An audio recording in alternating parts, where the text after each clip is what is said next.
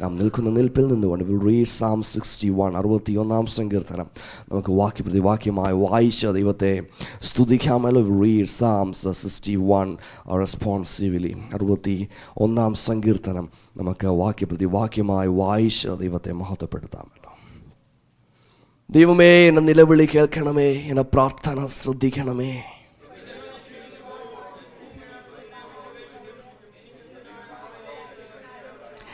നീ എനിക്കൊരു സങ്കേതവും ശത്രുവിൻ്റെ നേരെ ഉറപ്പുള്ള ഗോപുരവുമായിരിക്കുന്നുവല്ലോ. ദൈവമേ, നീ എൻ്റെ നേർച്ചകളെ കേട്ട് നിന്റെ നാമത്തെ ഭയപ്പെടുന്നവരുടെ അവകാശം എനിക്ക് തന്നുമിരിക്കുന്നു. അവൻ എന്നേക്കും ദൈവസ്ഥനിൽ വസിക്കും. അവനെ പരിപാലിക്കേണ്ടതിന് ദയയും വിശ്വസ്തതയും കൽപ്പിക്കണമേ. ഞാൻ തിരുനാമത്തെ എന്നേക്കും കീർത്തിക്കുകയും എൻ്റെ നേർച്ചകളെ നാൾ തോറും കഴിക്കുകയും ചെയ്യും. നമ്മുടെ വിശുദ്ധകരങ്ങളെ ഉയർത്തി. ദൈവമേ, നീ സ്തുതികൾക്ക് യോഗ്യനാ, നീ പരിശുദ്ധനായ ദൈവമാ. അപ്പാ, ഞങ്ങൾ അങ്ങയെ വാഴ്ത്തുന്നു, ഞങ്ങൾ അങ്ങയെ സ്തുതിക്കുന്നു, ഞങ്ങൾ അങ്ങയുടെ നാമത്തെ എന്നേക്കും കീർത്തിക്കുമെന്ന സങ്കീർത്തനക്കാരൻ്റെ വാക്കുപോലെ ഞങ്ങൾ അങ്ങയെ സ്തുതിക്കുകയാണ്, അങ്ങയെ മഹത്വപ്പെടുത്തുകയാണ്. Hallelujah, hallelujah, hallelujah. പിതാവേ, അല്പനിമിഷങ്ങൾ കൂടെ അങ്ങയുടെ സ്ഥലം ഞങ്ങൾ ഇരിക്കുന്ന അനുഗ്രഹമാക്കി തീർക്കണം, യേശുവിൻ നാമത്തിൽ തന്നെ. സങ്കീർത്തനക്കാരൻ തൻ്റെ ഭാവിയെക്കുറിച്ച് വ്യാകുലപ്പെട്ടിരിക്കുന്ന ഒരു സ്ഥിതിവിശേഷമാണ് നമ്മൾ കാണുന്നത്. മുമ്പിൽ വലിയ പ്രതിസന്ധി താൻ കാണുന്നു. നമ്മൾ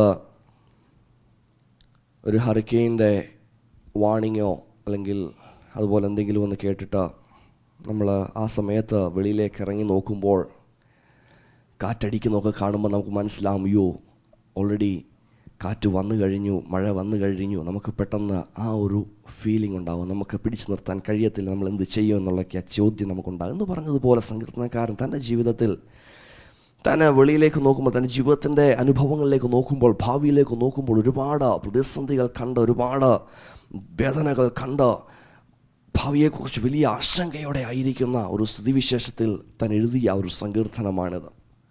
3 കാര്യങ്ങൾ ഇതിനകത്ത് പറയാൻ ആഗ്രഹിക്കുന്നു. ഒന്ന്, താൻ ദൈവസന്നിധിയിൽ അടിയറവ് പറയുന്ന ഒരു ചിത്രമാണ് നാം ഒന്നാമത് കാണുന്നത്. 2-ാം വാക്യം നാം പറയുകയാണ്, ഞാൻ ദൈവത്തോട് എന്ന് പറയും. ഒന്ന് വായിക്കുമോ? ഞാൻ ഭൂമിയുടെ അറ്റത്ത് നിന്ന് നിന്നെ വിളിച്ചപേക്ഷിക്കും. നീ എന്തോ സംഭവിക്കണം അവിടെ? നീ എന്നെ അത്യുന്നതമായ ഒരു പാറയിലേക്ക് എന്നെ നടത്തണമേ. ഈ സങ്കീർത്തനക്കാരൻ്റെ സ്ഥിതി ഇങ്ങനെ ഞാൻ വർണ്ണിക്കാം. ഒരു കപ്പൽ ചേർത്തിൽ അകപ്പെട്ട ഒരു നാവികൻ എങ്ങനെയോ ഒരു പാറയുടെ മുകളിൽ വന്നിരുന്നു. താൻ അവിടെ വന്ന് രക്ഷപ്പെട്ട് ഒരു വിധത്തിൽ നീന്തി വന്നിരുന്നതാണ്. പക്ഷേ ആ കാറ്റുകളും ആ തിരകളും പാറയിലേക്ക് അടിക്കുമ്പോൾ താൻ ഒന്നും മനസ്സിലാക്കുന്നു, കടൽ ഇളകിയാൽ ഞാൻ പിന്നെയും വെള്ളത്തിലാകും. ആ ഒരു സ്ഥിതിവിശേഷത്തിൽ താൻ ആഗ്രഹിക്കുകയാണ്, അല്പം കൂടെ ഉന്നതമായ ഒരു സ്ഥലത്തിലേക്ക് എനിക്ക് കയറി നിൽക്കുവാൻ കഴിഞ്ഞിരുന്നുവെങ്കിൽ നന്നായിരുന്നു എന്നാഗ്രഹിക്കുന്ന ഒരു ചിത്രം. ഒരു ഷിഫ്റ്റ് എൻ്റെ ജീവിതത്തിൽ ഉണ്ടായിരുന്നെങ്കിൽ നന്നായിരുന്നു, എന്നെ ഒന്ന് എടുത്ത് മറ്റൊരു തലത്തിലേക്ക് ആക്കിയിരുന്നെങ്കിൽ നന്നായിരുന്നു എന്ന് ആഗ്രഹിക്കുന്ന ഒരു ചിത്രമാണ് നമ്മളിവിടെ കാണുന്നത്. ഇന്ന് പകൽക്കാലം നമ്മുടെയൊക്കെ ജീവിതത്തിൽ നാം ദൈവത്തോട് പറയും, ദൈവമേ, എൻ്റെ ഈ അവസ്ഥയ്ക്കൊരു മാറ്റം വേണം, എൻ്റെ സാഹചര്യത്തിനൊരു മാറ്റം വേണം. ഞാൻ ഈ ഒരു അവസ്ഥയിൽ തുടർന്നു കൊണ്ടിരുന്നാൽ ഞാൻ നശിച്ചു പോകും, ഞാൻ തകർന്നു പോകും, ഞാൻ തളർന്നു പോകും എന്നൊക്കെ ആ വേദനയോട് നാം പറയുന്ന ആ സാഹചര്യം തന്നെയാണ് സങ്കീർത്തനക്കാരൻ്റെ. പക്ഷെ എന്നെ ചിന്തിപ്പിച്ചത്, താൻ പറയും അത്യുന്നതമായ പാറയിലേക്ക് എന്നെ നടത്തണം എന്ന് പറഞ്ഞാൽ, അത്യുന്നതമായ പാറ ദൈവത്തിങ്കിലേക്ക് എന്നെ നടത്തണമേ. ദാവീദൊരു മഹാനായ രാജാവായിരുന്നു. പക്ഷേ ദൈവത്തെ തന്നെക്കാളും ശ്രേഷ്ഠനായി താൻ കണ്ടു. തന്നൊന്ന് മനസ്സിലാക്കി, എൻ്റെ ഈ ട്രബിൾസിൽ എനിക്ക് അങ്ങയോടൊപ്പം ഇരിക്കണം, അതാണ് ഏറ്റവും ബെറ്റർ. എനിക്ക് അങ്ങയുടെ ഹിതം അറിയണം, അവിടുത്തെ പ്ലാനും തിരിച്ചറിയണം. അവിടുത്തെ സന്നിധിയിൽ എന്നെ ഒരിക്കൽ കൂടെ സമ്പൂർണ്ണ അടിയറവ് പറഞ്ഞ് ഞാൻ സമർപ്പിക്കുന്നു. Lord, I want you to take over me. I want you to take me up from this present situation to your levels of understanding and your plans. അങ്ങയുടെ പ്ലാനുകളിലേക്കും അങ്ങയുടെ ചിന്താധാരകളിലേക്കും എൻ്റെ മനസ്സിനെയും കൊണ്ടുപോകണമേ. ആ ദൈവികമായ ദൃഷ്ടിയിൽ നിന്നുകൊണ്ട് കാര്യങ്ങളെ വിലയിരുത്തുവാനുള്ള കഴിവ് എനിക്ക് തെരുമാറാകണമേ എന്ന് പ്രാർത്ഥിക്കുന്ന ഈ ഒരു സങ്കീർത്തനക്കാരൻ. മാർത്തയും മറിയയും യേശുവിനൊരു വാർത്ത അറിയിച്ചു, സഹോദരൻ ഇതാ രോഗാതുരനായി കിടക്കുന്നു. ലാസർ മരിച്ചു എന്ന വാർത്ത കേൾക്കുമ്പോൾ ശിഷ്യന്മാർ പറയുകയാണ്, ഇനി അങ്ങോട്ട് പോകണോ? നമ്മൾക്കും അവനോടൊപ്പം മരിക്കാൻ പോകാമെന്നും പറഞ്ഞ് അങ്ങോട്ട് പോകുന്നതാ. പക്ഷെ യേശുവിന് യാതൊരു ഭയവുമില്ല. യേശുവിനറിയാം എന്തോ സംഭവിക്കാൻ പോകുന്നതെന്ന്.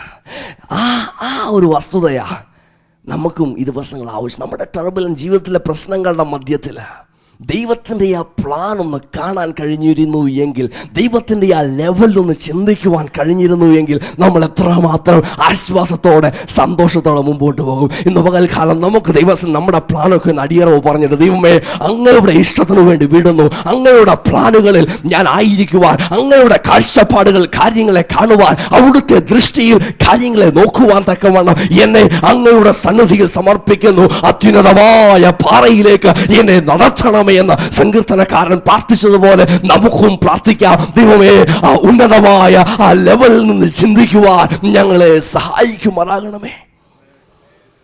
You respect the Lord's position. രണ്ടാമത്, rest in Lord's protection. ദൈവത്തിൽ ആശ്രയിക്കുന്ന, ദൈവത്തിന്റെ പരിപാലനത്തിൽ ആശ്രയിക്കുന്ന ഒരു സങ്കീർത്തനക്കാരൻ. 3-4 വാക്യങ്ങൾ വരുമ്പോൾ പറയുകയാണ്, I will abide in your tabernacle. വായിച്ചാട്ടെ. ഞാൻ നിന്റെ കൂടാരത്തിൽ എന്നേക്കും വസിക്കും. ഞാൻ ആദ്യം പറയുന്നത്, നീ എനിക്കൊരു സങ്കേതവും ഉറപ്പുള്ള ഗോപുരം. സങ്കേതം എന്ന് പറഞ്ഞാൽ ഓടി അഭയം പ്രാപിക്കുന്ന ഒരു സ്ഥലം. ഉറപ്പുള്ള ഗോപുരം എന്ന് പറഞ്ഞാൽ സങ്കേതവുമായി ഡിഫറൻസ് ഉണ്ട്. സങ്കേതത്തിലേക്ക് ഒരുവൻ ആരെങ്കിലും ശത്രു ഓടിക്കുമ്പോൾ ഓടി വന്ന് അഭയം പ്രാപിക്കുന്നതാണ്. പക്ഷേ ഉറപ്പുള്ള ഗോപുരത്തിൻ്റെ പ്രത്യേകത, അവിടെ നിന്നാണ് ശത്രുവിനെ നമുക്ക് റീച്ച് ചെയ്യുവാൻ കഴിയാത്ത നിലയിൽ നിന്നുകൊണ്ട് അറ്റാക്ക് ചെയ്യാൻ കഴിയുന്നത്. ഓരോ പട്ടണത്തിൻ്റെയും അവിടെ അവർക്ക് അതിരുകൾ, അല്ലെങ്കിൽ ആ രാജ്യത്തിൻ്റെ അതിരുകളിൽ അവർക്ക് വലിയ ടവേഴ്സ് ഉണ്ട്. അതിൻ്റെ മുകളിൽ നിന്നുകൊണ്ട് ഈ കാവൽക്കാരൻ നോക്കും. അതിൻ്റെ മുകളിൽ നിന്നുകൊണ്ട് ശത്രുക്കളെ ആക്രമിക്കുവാൻ, അമ്പെയ്യുവാനൊക്കെ അവർക്ക് കഴിയും. അതേ ഒരു അനുഭവത്തിൽ സങ്കീർത്തനക്കാരൻ പറയും, എൻ്റെ ജീവിതത്തിൽ ഞാൻ പ്രതിസന്ധിയിലായിരുന്നപ്പോൾ എൻ്റെ ജീവിതത്തിൽ ഒരു സങ്കേതമായിരുന്നു ദൈവം. ഞാൻ ഓടി അഭയം പ്രാപിച്ച സ്ഥലമായിരുന്നു ദൈവം. എനിക്ക് വേണ്ടി ഡിഫെൻഡ് ചെയ്ത, എനിക്ക് വേണ്ടി വാദിച്ച, എനിക്ക് വേണ്ടി അത്ഭുതങ്ങൾ പ്രവർത്തിച്ച ശത്രുവിൻ്റെ മുമ്പാകെ എനിക്ക് വേണ്ടി മേശയൊരുക്കിയ ഉറപ്പുള്ള ഗോപുരമാണ് എൻ്റെ ദൈവം. ഞാൻ എൻ്റെ ദൈവത്തെ സ്തുതിക്കുന്നു. ഞാൻ അവങ്കിലേക്ക് അവിടുത്തെ സംരക്ഷണത്തിന് വേണ്ടി ഞാൻ ആശ്രയിക്കുന്നു. സംഘത്തിനൊരു ഒരു ഉറപ്പുണ്ട്. പറയുക, ഞാൻ ആ ചിറകിൻ്റെ നിഴലിലോട്ട് വരിക.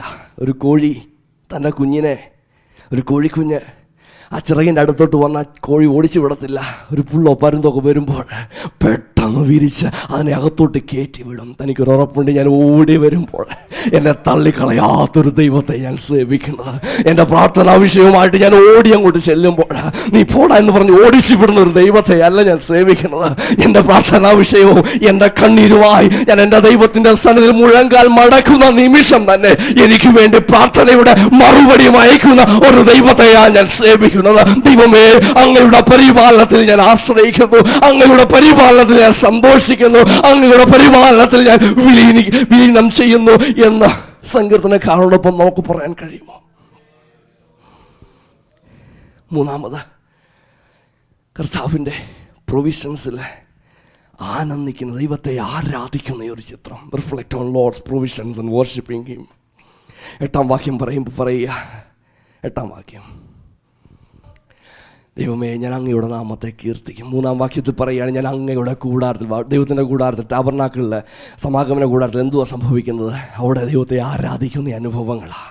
അത് തന്നെ താൻ പറയുന്ന 8-ാം വാക്യത്തിൽ, ഞാൻ അങ്ങയുടെ നാമത്തെ കീർത്തിക്കും. എൻ്റെ ഡിസ്കറേജുകളുടെ മധ്യത്തിൽ, എൻ്റെ ജീവിതത്തിൽ അടിച്ചുയരുന്ന തിരമാലകളുടെ മധ്യത്തിൽ, എൻ്റെ ഭാവിയെക്കുറിച്ചുള്ള അനിശ്ചിതത്വം തളം കെട്ട് നിൽക്കുന്ന ഈ അനുഭവത്തിൽ ഞാൻ എൻ്റെ ദൈവത്തെ സ്തുതിക്കും. എൻ്റെ നിരാശകളുടെ മധ്യത്തിൽ ഞാൻ എൻ്റെ ദൈവത്തെ ആരാധിക്കും. എൻ്റെ പ്രതിസന്ധിയുടെ മധ്യത്തിൽ, എൻ്റെ എല്ലാ അനുഭവങ്ങളുടെ മധ്യത്തിൽ ഞാൻ ദൈവത്തെ ആരാധിക്കും. അപ്പോസ്തല പ്രവൃത്തി 16-ാം അധ്യായത്തിൽ അപ്പോസ്തലന്മാരായ പൗലോസിനെ ശീലാസിനെ നമ്മൾ കാണുന്നുണ്ട്. അടിയുമേറ്റ് ഇടിയുമേറ്റ് എല്ലാ പീഡനങ്ങളും വഹിച്ച് ഇതാ ജയിലിൽ അടയ്ക്കപ്പെട്ട ഭക്തന്മാർ അവരെന്താ അവിടെ ചെയ്യുന്നത്? അവർ യേശുവിനെ പഴിക്കുകയല്ല, സുവിശേഷ വേലയ്ക്ക് ഇറങ്ങിയോണ്ട് ഇങ്ങനെ സംഭവിച്ചെന്ന് പറയുകയല്ല. അവർ പറയുക, ദൈവമേ ഞങ്ങൾ അങ്ങയെ സ്തുതിക്കുന്നു, ഞങ്ങൾക്ക് വേണ്ടിയുള്ള അങ്ങയുടെ പദ്ധതികൾ ഓർത്ത് ഞങ്ങൾ അങ്ങയെ സ്തുതിക്കുന്നു, അങ്ങ് ഞങ്ങളുടെ ജീവനെ ഞങ്ങൾക്ക് തിരിച്ചു തന്നതോർത്ത് ഞങ്ങൾ അങ്ങയെ സ്തുതിക്കുന്നു. പോസിറ്റീവ്സ് കണ്ട് ദൈവത്തെ ആരാധിക്കുകയും ദൈവത്തെ മഹത്വപ്പെടുത്തുകയും ദൈവത്തിൽ സന്തോഷിക്കുകയും ചെയ്യുന്ന ഭക്തന്മാരെ നാം കാണുന്നത്. ഇന്ന് പകൽക്കാലം ഓർക്കണം, നമ്മുടെ ഒരു ചെറിയ ഡിസ്ട്രാക്ഷൻ പോലെ നമ്മുടെ ആ വർഷിപ്പ് നശിപ്പിക്കാൻ, നമ്മുടെ ജീവിതത്തിൽ പെട്ടെന്നൊരു ഭയം, വീട്ടിലെ സ്റ്റൗ ഓഫാക്കിയെന്നൊരു ചിന്ത പോലെ നമ്മുടെ ആരാധന നശിപ്പിക്കാൻ ഇന്ന് പകൽക്കാലം എല്ലാം മറന്നിട്ട് ദൈവത്തെ സ്തുതിക്കുവാൻ, ദൈവത്തെ ആരാധിക്കുവാൻ, ദൈവത്തിൻ്റെ സന്നിധി സന്തോഷിക്കുവാൻ ഈ നിമിഷങ്ങളെ പിന്നെയും നമുക്ക് എടുക്കാം. ദൈവത്തെ പുകഴ്ത്തുവാൻ, ദൈവത്തിൻ്റെ പ്രവൃത്തികളെ വർണ്ണിക്കുവാൻ, ദൈവം ചെയ്ത ഉപകാരങ്ങളെ വർണ്ണിക്കുവാൻ ഈ സമയങ്ങൾ എടുക്കാം. എന്തെങ്കിലും പ്രേസ് പോയിന്റ്സോ പ്രയർ പോയിന്റ്സോ ഉണ്ടെങ്കിൽ ഈ സമയത്ത് പറയാനുള്ള അവസരം ഉണ്ടായിരിക്കും. സമയത്തെ തകർത്ത് ഉപയോഗിച്ചാട്ടെ.